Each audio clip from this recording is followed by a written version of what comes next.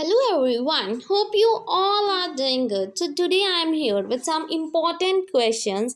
ये कुछ PYQs थे जो मैं पुराने पेपर में से आपके लिए लेके आई हूँ, ठीक है जी। तो इसको मॉक टेस्ट की तरह लीजिएगा, आपको पता लग जाएगा कि कहाँ पे आपके क्वेश्चंस गलत हो रहे हैं, ठीक है जी। So let's start with the first question.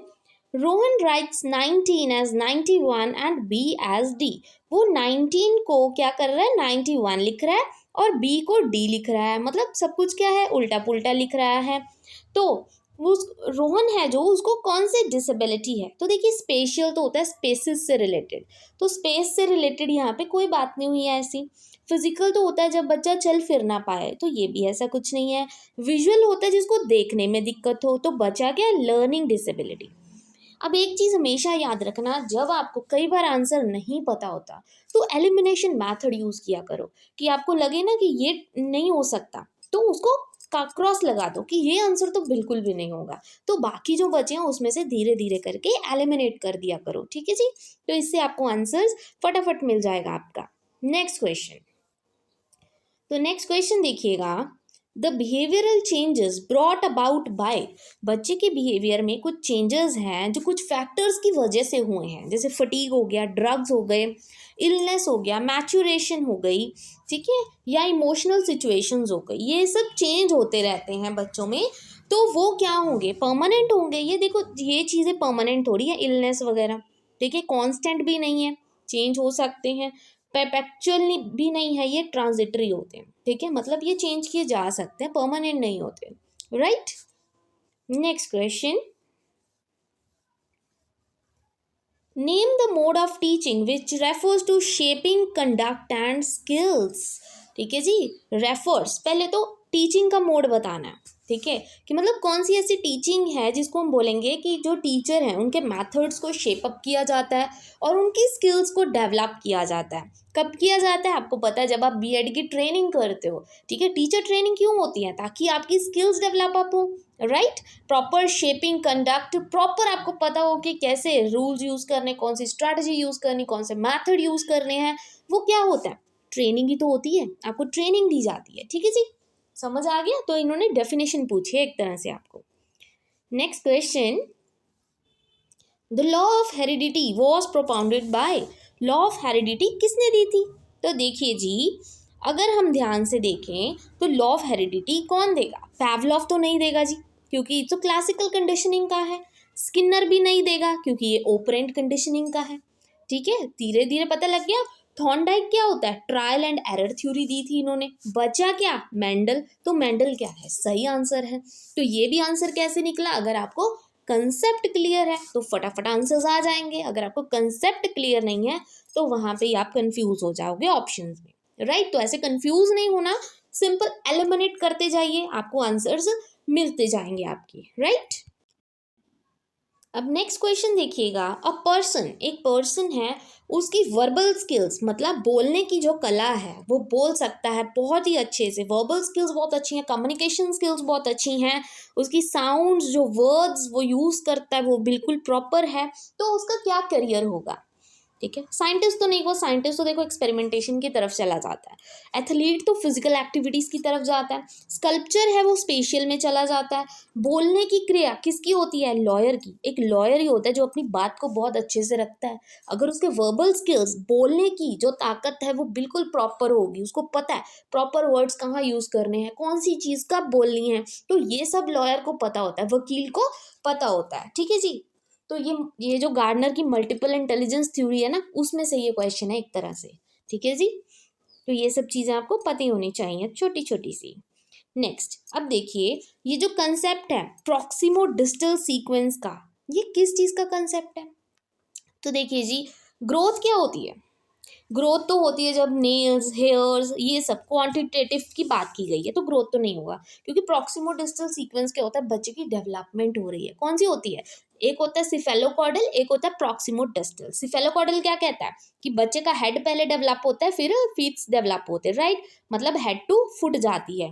Proximo distal क्या कहता है कि बंदे की, जो बच्चा होता है उसकी पहले इंटरनल चीज़ें और फिर आउटसाइड की तरफ वो डेवलप करता है, राइट। तो ये क्या है, डेवलपमेंट के प्रोसेस हैं, तो सारे के सारे क्या हुए, डेवलपमेंट। मेजरमेंट नहीं होगी क्योंकि ये तो ग्रोथ में आ जाती है, असेसमेंट की बात हुई ही नहीं है कहीं पे, तो आंसर क्या आ जाएगा, development. I hope this is clear. Next question, एक बच्चा है as a problem solver evaluates the truth. एक बच्चा है, देखिए जी, वो क्या है, ट्रुथ को इवेल्युएट कर रहा है कि हाँ ये चीज़ सच है, वो सॉल्व करके देख रहा है। उसकी कौन सी थिंकिंग होगी, एस्थेटिक तो बिल्कुल नहीं होगी, देखिए जी, है ना। रीजनिंग और लॉजिकल में है, क्रिएटिव नहीं होगी क्योंकि यहाँ पे कुछ न्यू क्रिएट नहीं हो रहा है, कोई आइडियाज़ की बात नहीं की जा रही है। यहाँ पे तो बच्चा प्रॉब्लम को सॉल्व कर रहा है, ट्रुथ को ढूंढ रहा है, तो मतलब अपनी लॉजिकल थिंकिंग लगा रहा है, राइट। तो रीजनिंग नहीं होगी। आई hope this is clear. Next question, अब देखिए ध्यान से, क्वेश्चन में ही आंसर है, कौन सा reinforcement is given at varying intervals. Intervals vary कर रहे हैं, राइट, टाइम मतलब वेरी कर रहा है, और आफ्टर वेरिंग नंबर्स, नंबर्स भी वेरी कर रहे हैं। तो देखिए फिक्स्ड तो कोई चीज़ नहीं होगी, तो फिक्स्ड तो बिल्कुल ही खत्म है। कॉन्टिन्यूस भी नहीं होगा, क्वेश्चन में देख लो, वेरिंग का मतलब क्या होता है, वेरिएबल, ठीक है जी, जो वेरी कर रहा है। कॉन्टिन्यूस होता है एक ही टाइम पे चलना, वेरिएबल होता है वेरी कर रहा है टाइम के साथ साथ। जो आपकी मोटिवेशन है, रीइंफोर्समेंट है, वो क्या है, चेंज हो रही है बच्चे के अकॉर्डिंग, बच्चे के रिस्पॉन्स के अकॉर्डिंग, तो वो वेरिएबल होगी, ठीक है जी। I hope this is clear. Next question, Radha है, ठीक है, उनकी इंटेलिजेंस है, अटेंड करते हैं वो स्कूल को विद नो हिंड्रेंस, पर फिर भी उनको कैलकुलेशन में डिफिकल्टी आती है। जो राधा है ना, डेली स्कूल अटेंड करती है, डेली स्कूल जाती है, मतलब कोई उसकी क्या है, बिल्कुल एब्सेंट नहीं है मार्क, बट फिर भी उसको क्या कैलकुलेशन में दिक्कत आ रही है, तो वो किस तरह की डिसेबिलिटी से सफ़र कर रही है, तो हमें बहुत अच्छे से पता है। डिसलेक्सिया क्या होता है, रीडिंग प्रॉब्लम होती है। डिस्ग्राफिया क्या होता है, राइटिंग प्रॉब्लम। डिसकैलकुलिया क्या होता है, मैथमेटिक्स में प्रॉब्लम आ रही है। डिट्यूरेशन तो बिल्कुल ही खत्म होता है कि डिट्यूरेशन है, फिजिकल डिसेबिलिटी है, ठीक है। तो देखिए रीडिंग राइटिंग का नहीं पूछा उन्होंने, सिर्फ मैथ्स की बात की है, कैलकुलेशन की बात की है, तो आंसर क्या होगा, dyscalculia. I hope this is also clear. Next question is, इनमें से कौन सा प्रीमाइस है इंक्लूसिव एजुकेशन का, मतलब मेन एम क्या है, मतलब मेन चीज़ क्या है इंक्लूसिव। इंक्लूसिव का मतलब क्या होता है, चाहे बच्चा कोई भी हो, किसी भी बैकग्राउंड से हो, हर एक बच्चे को एक ही छत के नीचे पढ़ाना है और सबको प्रॉपर इंपॉर्टेंस, प्रॉपर रिस्पेक्ट देनी है, right. Education should be provided to only, देखो जहाँ पे ओनली आ गया वो तो कट ही कर दो, ओनली ये भी कट कर दो, ये भी ओनली बिल्कुल कट कर दो। इंक्लूसिव एजुकेशन क्या होती है कि एजुकेशन सबका बेसिक राइट है और सबको मिलनी चाहिए। सो सी इज योर करेक्ट आंसर, ठीक है जी। देखो इससे आपका टाइम भी वेस्ट नहीं होगा, अगर आपको कंसेप्ट क्लियर है, फटाफट आपके आंसर्स निकल जाएंगे, तो इतना ध्यान देना ही नहीं है, हमने एलिमिनेशन मैथड यूज करते चलना अपने कंसेप्ट के अकॉर्डिंग, राइट। नेक्स्ट क्वेश्चन है, मैश्लो की थ्योरी दी है मोटिवेशन की। तो अगर आपको याद हो, एक मैश्लो की थ्योरी थी, ऐसे टेबल बनाया गया था उसमें। तो सबसे पहले उन्होंने क्या बोला था कि बंदे की जो फिजियोलॉजिकल नीड्स हैं पहले वो पूरी होनी चाहिए, मतलब रोटी कपड़ा मकान। उसके बाद बंदा सेफली रहेगा तो सेफ्टी नीड्स, मतलब एक जॉब चाहिए। फिर लव एंड बिलोंगिंगनेस, फैमिली चाहिए। तो उन्होंने पूछा सबसे लोअर लेवल पे क्या है, तो देखिए अभी मैं बता के हटी, लोअर लेवल पे तो फिजियोलॉजिकल नीड्स है, कि सबसे पहले बंदे की फिजियोलॉजिकल नीड्स, रोटी कपड़ा मकान, ये सब चीज़ें पूरी होनी चाहिए, बाकी चीज़ें तो आती रहती हैं। अगर हाईएस्ट हो तो क्या होगा, सेल्फ एक्चुअलाइजेशन, ये हाईएस्ट लेवल है, राइट। कोई ही मतलब 0.01% बंदे हैं जो यहाँ तक पहुँच पाते हैं, राइट।